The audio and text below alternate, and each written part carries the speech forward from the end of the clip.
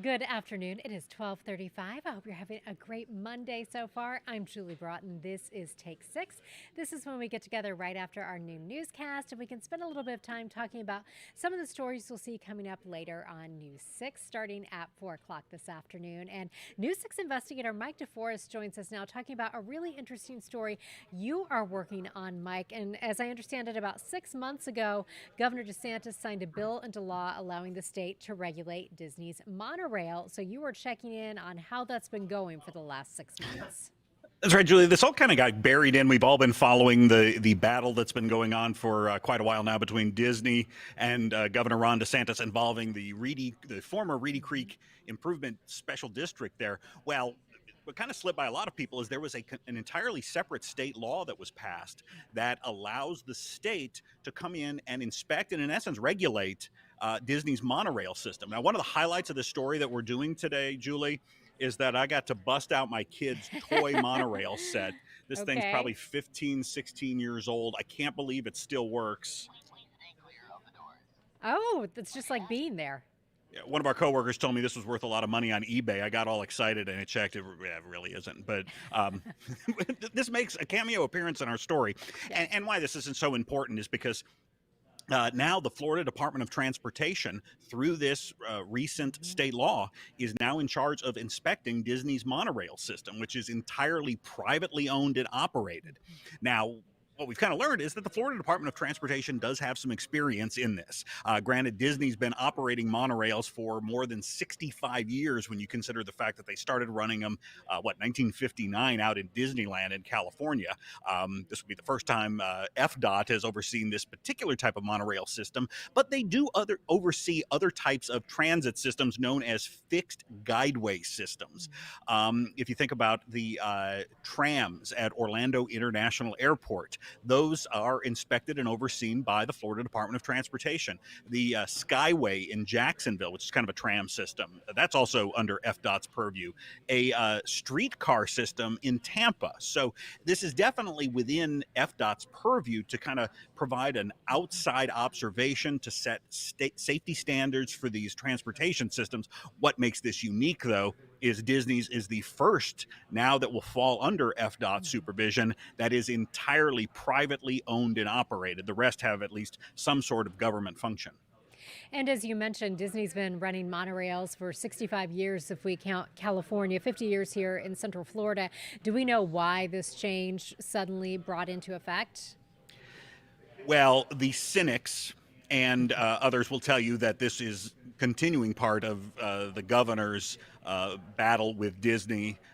Disney has in fact said that in some of their lawsuits, that they say this is part of the further retaliation for the company speaking out against that parental rights and education bill, also known by critics as Don't Say Gay. Now, the sponsor of this legislation, the Republican sponsor, says that's not necessarily the case, that this is about safety, that this monorail system, according to the legislature, carries about 150,000 passengers a year.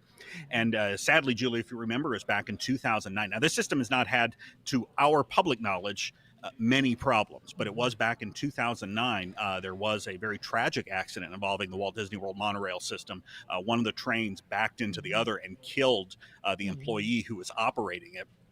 At that time, it was the National Transportation Safety Board came in and investigated that crash, found it was human error was to blame for this. But NTSB at that time, back in 2009, noted that there is a benefit to having outside oversight of these type of transportation systems, and that there wasn't one in place. There never was one put in immediately after that deadly incident, and the Republican lawmaker who sponsored this bill recently said that perhaps we should have looked at this way back then. So there are some who believe that this is a necessary component, even though it is entirely privately owned.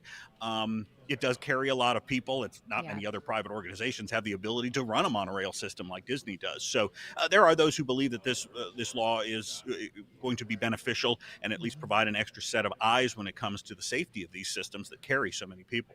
Yeah, when you put into perspective just how many people are on that monorail every single day, I mean, I think most of us don't know anyone who hasn't been on the monorail, so that is a big safety hazard if it's not doing its thing properly. Well, and Disney will tell you that look at our safety record. And again, to Right. our knowledge, there was only that one major incident. Hmm. To which the supporters of this legislation will tell you, to our knowledge. We don't Hmm. know what Disney's doing, and because they are a private company, they're not required to disclose any of this. Are there Hmm. things happening that we don't know about? There's no indication of that. But what the proponents of this legislation will say is now finally FDOT can come in, Hmm. see what's going on, give it that extra supervision, and perhaps we'll learn more. And perhaps it's running perfectly fine, and things will continue going the way they are. All right. Well, thank you so much, Mike DeForest. Your story airs at 6 today.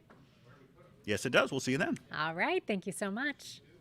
And if you've been with us at all throughout the last several days, we've been talking about the threat of severe weather headed our way to tomorrow. So tomorrow is a weather alert day, and we really want you to be mindful that we are looking at the potential of severe weather area wide, especially beginning tomorrow afternoon.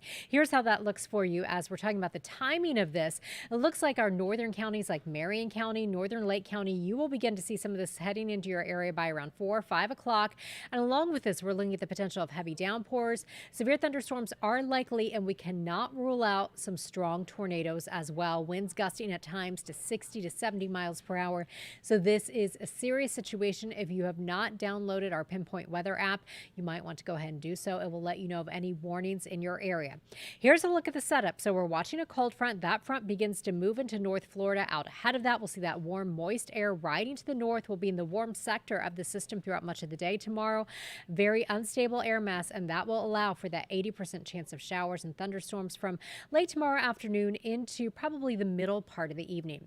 Here's what's happening for us right now. Live radar scanning out, picking up just on some misty rain, mainly up in areas like Flagler County, down through extreme northwest Volusia County into Marion County. Pocket of heavier rain right now just south of Ocala, but nothing to worry about out there right now.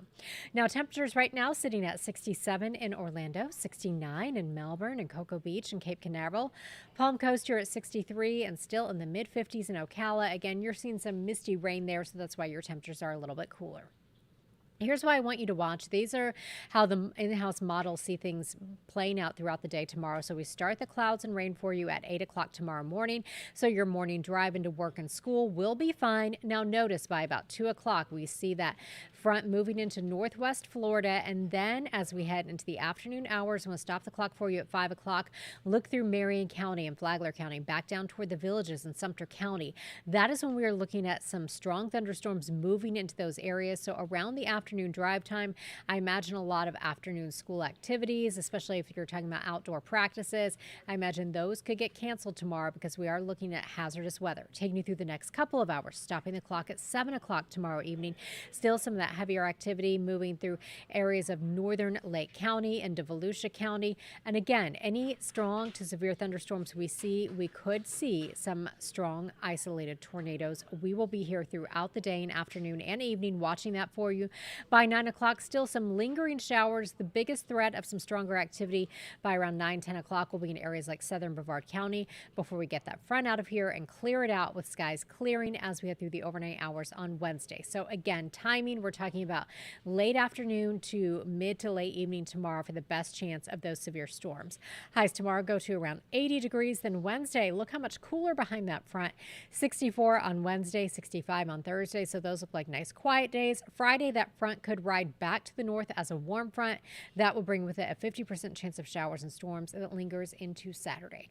Chief Meteorologist Tom Sorrells will be here this afternoon starting at 4. He'll talk more about our severe weather threat for tomorrow. Lisa Bell, Ginger Gaston, and I will see you on News 6 starting at 4 as well. If you have any questions or comments or anything you want us to know here at Take 6, head to clickorlando.com/take6. Let us know what's on your mind. Thank you so much for stopping by, and I will see you on News 6 starting at 4.